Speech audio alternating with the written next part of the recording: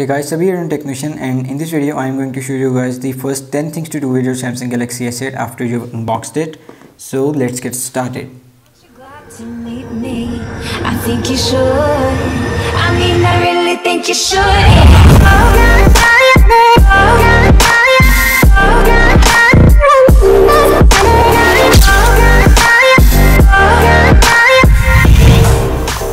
Aren't you glad to meet me? So the first thing you guys should do with your Samsung Galaxy S8 is that as the S8 is made out of glass, it can be easily scratched. So I would recommend you guys to use it with a screen protector and a case. I have this carbon fiber case over here. It is quite slim and it covers like all of the back, and it also covers the sides except this volume rocker and the power button.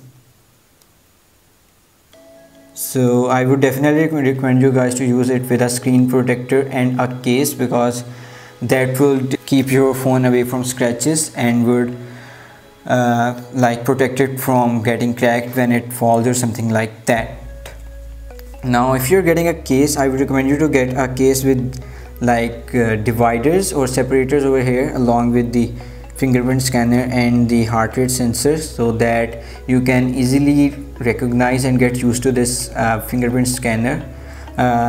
Without the case, it would be very difficult for you guys to get used to this fingerprint scanner. I've been using it for around 2 to 3 weeks now, and I have not got used to the fingerprint scanner without the case, but with the case I got used to it in a second, like just like that, because these separators help a lot.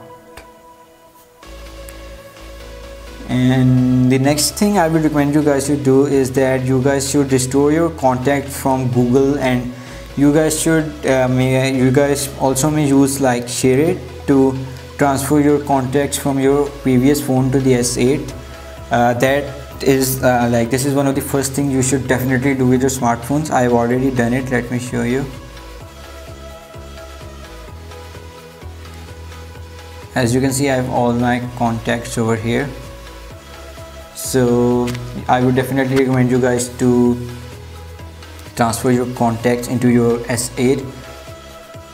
So the third thing that you should do with your S8 is that you guys should go to display and then the navigation bar and change the button layout, navigation bar layout. This is related to the navigation bar. If you remember correctly, the Samsung actually changes the orientation of this navigation bar. Out of the box you get something like this, and on other Samsung devices like the Samsung Galaxy S7 you also get this type of orientation of the navigation bar. But when you talk about stock Android and all other phones, they give you this orientation where the back, home and multitasking key are arranged like this.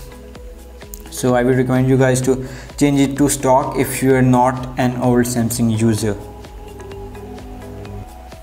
So guys, the fourth thing I would recommend you guys to do is go to settings and then the display and then the screen resolution. Samsung actually gives you guys full HD resolution out of the box, which is 1080p. But if you want like your maximum experience with the S8, I will recommend you guys to switch to Quad HD. That would enhance the display quality. Do keep in mind that that would reduce your battery life, because Quad HD's display consumes a lot more of battery. So I would recommend you guys to switch to Quad HD if you want your maximum experience with the S8. Now the next thing I would recommend you guys to do is go to display and go to your screen timeout. By default, out of the box, Samsung gives you the screen timeout, a timeout of 30 seconds, but that is quite less. So I would recommend you guys to switch it to 1 minute or even 2 minutes, because if your screen timeout is 30 seconds, and if you're reading something, the display would like turn off while you're reading, so that gets annoying. So I would definitely recommend you guys to switch to 1 minute or 2 minutes.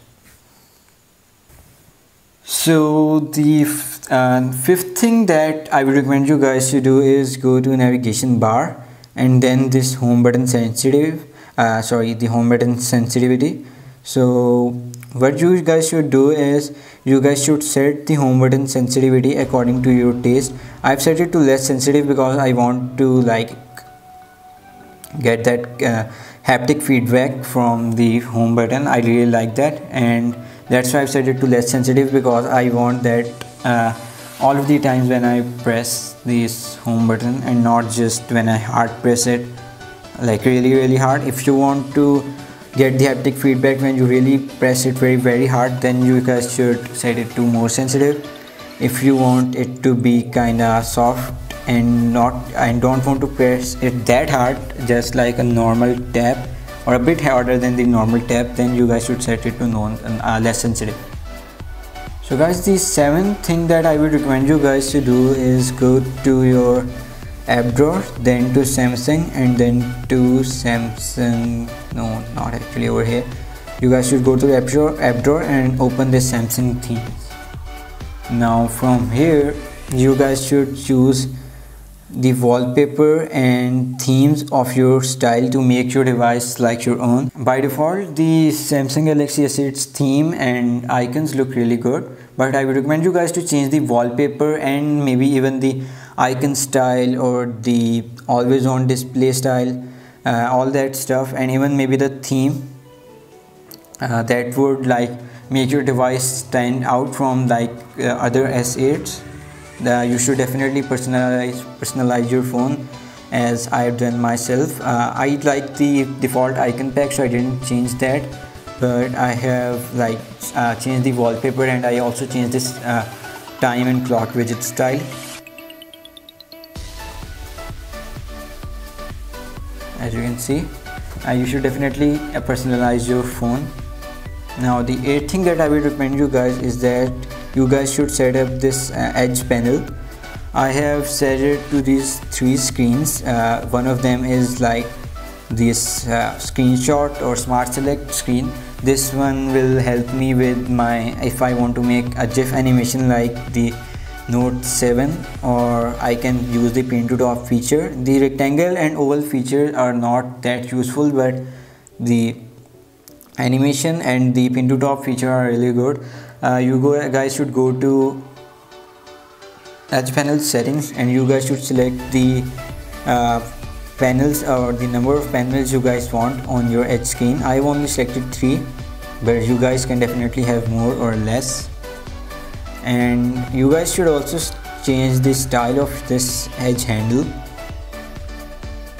I have this over here on the right side, and I like it size small, but you can make it large as well, depends on your taste.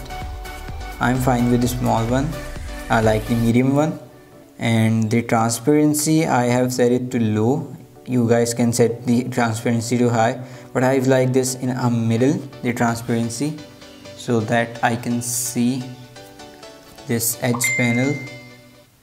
The ninth thing I would recommend you guys to do is that you guys should download or transfer some songs from your previous device, so that when you are going out you can listen to songs.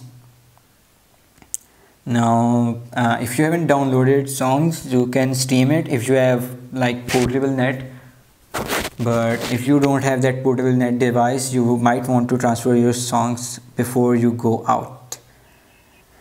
Now the last thing I would recommend you guys to do is go to display. Now then you guys should go to icon frames, and you guys should change your icon style. You might set it to icons with frames, or you can set it to icons only if you like stock Android, but I set it to icons with frames because that looks like a bit organized. When you've opened the app drawer, all of the icons have the same shape, and that looks good. So yeah, thanks for watching the video guys. Please subscribe to the channel for furthermore daily tech videos, and if you want to follow me on social media, the links will be dropped down in the description.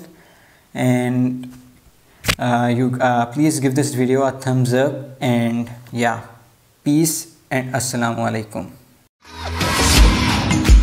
I can hear the shots, when the fireworks soar and the sounds of the battle. Choke down, no, I'm on top when the arrows are drawn.